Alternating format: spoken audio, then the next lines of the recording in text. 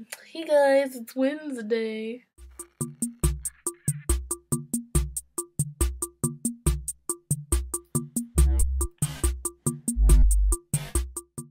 This week's topic is our family, which I'm talking about. I was put up for adoption before I was born, and I was actually adopted by my father and his wife on my birthday, the day I was birthed. Okay, and they took me home, and then I guess it had been like a few months, and they got a divorce. And the wife took me and she actually gave me back to my biological mother. I guess she had regretted going through with the adoption.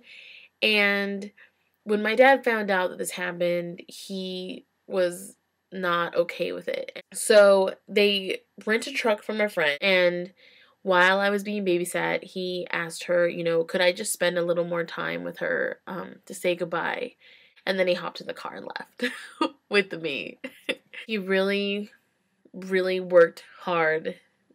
I was a difficult child. I was a difficult teenager. And he did it all by himself at the age of 70. My dad has always worried about me ever since I moved out. Because my sisters are married and they're older and they have children. They have grandchildren. They have cousins. They have their mom. They have all these people. And I have some amazing friends who I consider family. And I've let my dad meet some of them just so he could see, like, the amazing people I have met. I even made a list of them because I figured this is a perfect opportunity to share with them and with you guys who these special people are. So the first one is Dan, who is my best friend in the world. And maybe I'm not his best friend, but I consider him my best friend in the world. We have been there at the hospital for each other a couple of times.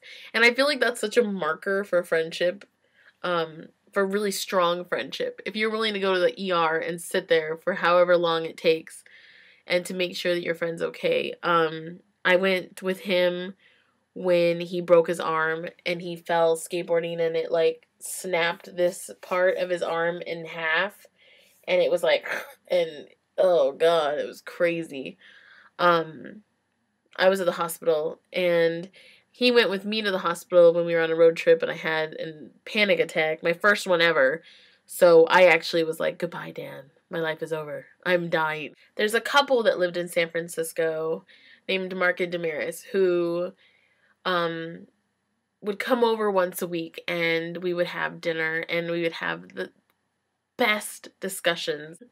Like, I love them. I love them. There's Jenny, who I was roommates with for a year or two, and the moment I met her, and I actually was living in a room with somebody, I met Jenny and I was like, you know what? We're going to be roommates. And I moved out of that person's room and into her room. And I'm like, we're roommates for life. There's Laura, who I went to Africa with. I feel like Africa, like, made our friendship so deep that, yeah, that I, like, call you my sister. And we told everyone in Africa we were sisters. Because we're both brown. Anna, who was my roommate also for several years, and she is the polar opposite of me. She is the sweetest, kindest person, and I would teach her to be tougher outside on the streets, and she's a ballerina. And there's the Matheny's. Imagine at 23 taking in a 16-year-old. One, I have to thank them just for not letting me end up on the streets, which I had pretty much resigned to at this point. Every time I talk to them, I just feel like, I don't know, like welcomed, like I'm always going to be a part of their lives, and they're definitely going to be a part of mine. So, none of those people live in Portland, but what I do have in Portland is my roommates, and my roommates are wonderful, and specifically some of my roommates, that I feel like we are there for each other and we are support each other. I don't want to like call out roommates and then be like, well, this one I don't really talk to a lot, but this one I do, especially because I live with them right now. But one of them, we share a lot of sushi dinners, and we just have a lot of good conversations, you know, and she lets me borrow her bike so I can get home safely at night after karaoke at 3 a.m. because it's not always like the most ideal time to walk home alone with your laptop. Thank you. I hope you guys are having a wonderful week, and I'll talk to you later.